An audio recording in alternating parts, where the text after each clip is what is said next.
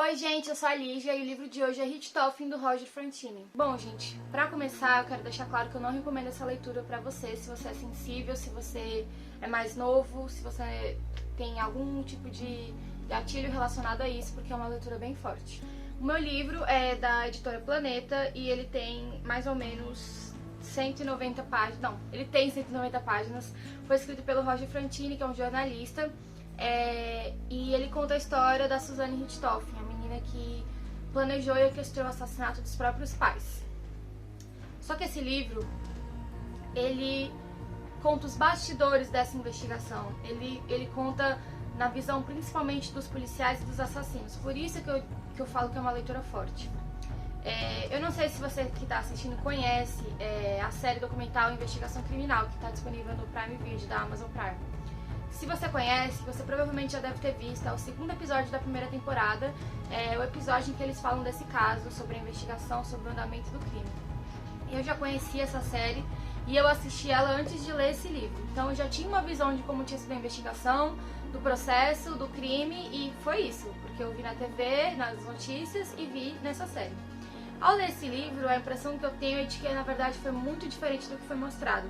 Então, eu não sei se a série manipulou as informações ou se o livro tem relatos de ficção, mas elas são versões diferentes. Quando eu terminei de ler esse livro, eram 5 da manhã, porque eu fui pega assim, no mesmo dia de uma vez, e a primeira coisa que eu quis fazer foi vomitar, de verdade. E eu não me considero uma pessoa tão frágil para esse tipo de coisa, porque, como eu sempre falo, eu adoro ler sobre o assunto, mas eu terminei de ler, eu quis vomitar, eu fiquei enjoada, eu fiquei nervosa, porque é muito difícil você entender e ler os relatos de uma pessoa que acredita que consegue e pode tirar a vida de alguém. Ainda mais os próprios pais. Então é uma leitura muito forte. Para quem não conhece, esse crime aconteceu em 2002. A Suzanne, ela tinha um namorado, Daniel, e eles dois, junto com o cunhado, o irmão do Daniel, assassinaram os pais a sangue frio enquanto eles dormiam, a cacetadas. A Suzanne disse que o motivo do crime foi porque eles eram de família muito rica, muito nobre, e o Daniel era muito simples e os pais não aprovavam o relacionamento deles. Então a Suzanne quis matar eles para ela poder ficar livre com o Daniel. Mais de 15 anos se passaram e o Brasil ainda se lembra da jovem que planejou meticulosamente a morte dos pais. O caso da família Richthofen ganhou imediatamente as páginas dos jornais e ficou conhecido como um dos crimes mais cruéis do país. Richthofen revela com a estrutura de um thriller os bastidores dessa investigação, as suspeitas, as evidências, os responsáveis pelo inquérito e os chocantes depoimentos de Suzanne e dos irmãos Cravino, no caso o Daniel e o Christian. Tudo isso a partir do ponto de vista de 3 policiais que tiveram suas vidas alteradas pelo assassinato. Conhecer o final dessa história é o que menos importa, afinal a gente já sabe o que aconteceu. Intercalando relatos de Suzanne e a investigação do crime, Roger Frontini usa seu conhecimento do caso para escrever essa narrativa ficcional que reconstrói os 9 dias que abalaram o Brasil nos anos 2000 e que continuam a ser noticiados até hoje. Como o crime aconteceu? O irmão mais novo da Suzanne, Andreas, ele tinha 15 anos e ele gostava de fugir de madrugada para jogar CS com os amigos na Lan House. E aí nesse dia os pais estavam dormindo, eles estavam muito bêbados, foram dormir cedo. E a irmã, junto com o Daniel, eles levaram o Andrés pra Lan House. Eles queriam que o Andrés estivesse fora da casa, então ele ficou lá jogando. E eles falaram pro Andrés que eles iam pro motel, quando acabassem lá, iam buscar ele e iam pra casa. Só que eles não foram pra... Eles chegaram aí pro motel porque eles emitiram a nota fiscal do quarto que eles alugaram, meio que pra ter um álibi. E a primeira coisa que o policial fala é que é muito estranho você pegar a nota fiscal do motel. É o tipo de nota fiscal que ninguém pega. Por que você quer provar que estava no motel, sabe? Mas enfim, eles usaram isso como álibi e voltaram para casa junto com o Christian, que é o irmão do Daniel. Então a Suzanne organizou tudo. Ela acendeu as luzes, ela notou que os pais estavam dormindo. Os meninos, eles fizeram uma espécie... Eles eram mecânicos, mas eles tinham noção de carpintaria, então eles fizeram uma arma com madeira e ferro, como se fosse um cacetete para bater.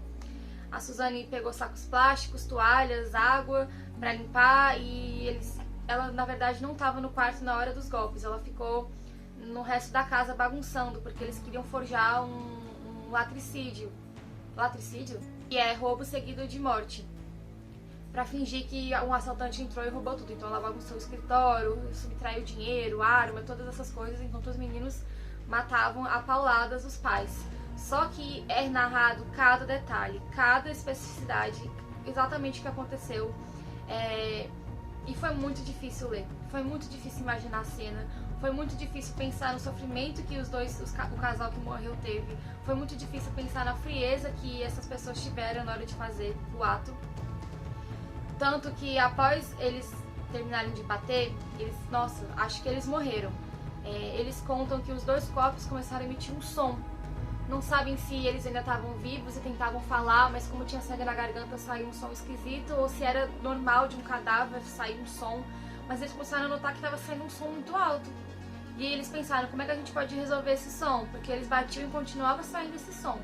Eles pegaram as toalhas do banheiro, molharam com água e enfiaram na garganta dos 2 até o som cessar. O Christian também conta que o pai estava do lado esquerdo e a mãe do lado direito, né? Ele começou a bater no pai e logo em seguida o irmão bateu na mãe. E antes do pai morrer, ele tentou incansavelmente alcançar a mão da esposa, mas não conseguiu porque morreu antes. Então, ler isso pra mim também foi terrível. Primeiro falando sobre a parte narrada pelos policiais. Gente, é muito frustrante. É muito frustrante porque os policiais envolvidos no caso são corruptos, são preguiçosos, eles não ligavam pro caso, claro, com algumas exceções. Então mostra toda a rotina de trabalho, o que é que eles tiveram que fazer para conseguir as provas, conseguir relatos, depoimentos, inclusive coisas ilegais, como gravar áudio sem autorização da pessoa que estava sendo entrevistada. O livro ele gira em torno de 3 policiais principais, o delegado de plantão que atendeu o caso, e aí vai mostrando a investigação, como uma pista levou a outra, o que é que eles notaram logo quando entraram na cena, como foi a investigação, o primeiro contato que eles tiveram com a Suzane e com a família. Alguns policiais, após a morte, quando eles ainda não suspeitavam da Suzane, eles frequentaram a casa da Suzane para tentar pegar informações, então eles contam como era a postura dela com o namorado. E o livro conta a história também na visão deles, na visão do Christian, que é o irmão. O Christian, ele não queria cometer o crime, ele não era de todo ruim, mas ele amava muito o irmão dele, e ele dizia que devia um favor ao irmão dele, e que sabia que ia dar ruim, mas que ele não podia abandonar o irmão dele, que ele estava junto nessa com o irmão, então ele topou. O Daniel não é descrito muito no livro, ele não parecia ser frio como a Suzane, ele não parecia ter um tipo de problemas. Claro, se você faz isso, você já tem algo errado, mas ele não parecia ser tão ruim como ela. Os policiais contam que ela era uma geladeira, era fria, ela não chorava. Apesar do sucesso da investigação dos policiais, eu também fiquei com raiva, porque eles tinham falas machistas, falas homofóbicas, frases que falavam que sentiam falta da ditadura militar, por exemplo, porque eles trabalhavam no DOP, lá o segmento da ditadura. Eles falam muita besteira, então apesar dos policiais terem resolvido o caso, eu fiquei com raiva deles. Aqui atrás tem dizendo que essa é uma nova edição. Seu trabalho é único no Brasil. Diferentemente da gama atual de escritores policiais, Roger faz questão de cutucar o formigueiro, o estado de São Paulo. Aí agora tem outra análise do Vice-Brasil. Roger Frontini é responsável pelo melhor da literatura policial brasileira atual. Então, apesar de ser baseado no que realmente aconteceu, com os personagens, com o andamento da história, ele tem elementos ficcionais. Então, por exemplo, as falas machistas e homofóbicas talvez não tenham sido ditas pelos policiais. Talvez ele tenha colocado isso na ficção pra dar mais um adendo à história, sabe? Exatamente fria, manipuladora e com uma personalidade enigmática. Suzane Richthofen é assim, assustadora. A jovem que arquitetou o assassinato brutal dos pais tinha 19 anos quando foi julgada e condenada a 39 anos de prisão. A ostensiva cobertura jornalística do caso na época deixou todos com uma incômoda sensação, já que apesar do luto pela perda dos pais, Suzane nunca se descuidou da sua aparência. Era sempre vista aos beijos com o namorado e seu cúmplice no crime, sem mostrar nenhum sinal de remorso, estivesse ela no velório de seus pais ou nos corredores do Departamento de Homicídios da Polícia Civil de São Paulo. Passados mais de 15 anos, a assassina quer sair da cadeia e levar uma vida normal e anônima, mas Suzane não merece ser esquecida. Apesar de estar cumprindo a pena, seu ato marcou para sempre a história criminal do Brasil. A sociedade não clama por vingança, mas clama por justiça. Neste livro de ficção, Roger Frontini busca desvendar este mistério chamado Suzane Richthofen e revela, com maestria, detalhes do crime que até hoje aterrorizam brasileiros. Coisas que chocaram todo mundo quando o crime aconteceu é que a Suzane, depois que forjou o assassinato, ela ligou para a polícia e falou: olha, eu cheguei em casa, tava tudo bagunçado, eu não subi, eu não sei se tem algum assaltante lá em cima. Por favor, policial, vai lá olhar. Aí o policial subiu e constatou que os pais tinham sido assassinados. Quando ele chegou para contar para Suzane e para o irmão mais novo: olha, infelizmente seus pais estão lá em cima, eles foram encontrados mortos. A primeira coisa que ela falou foi: tá, e agora o que eu faço? E o policial já achou estranho, não é a atitude de quem acaba de perder os pais, ela não derramou uma lágrima. Depois que os pais morreram, 2 dias depois era o aniversário dela.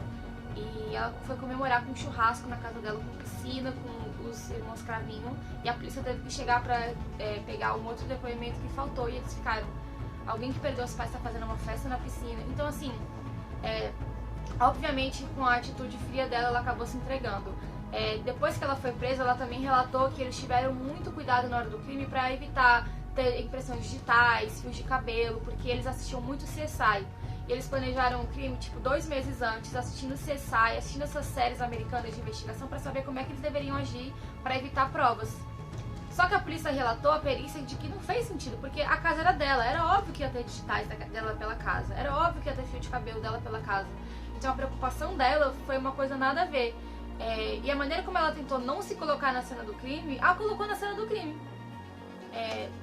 Isso é possível ver tanto pelo relato do livro quanto pelo documentário que eu falei dessa série Investigação Criminal, que eu acho que é um ótimo complemento se você gosta do assunto, se você tem interesse pelo tema, assistir a série depois de ler esse livro. Eu acho que pode te ajudar a também entender algumas coisas que, claro, na série ficam muito mais claras.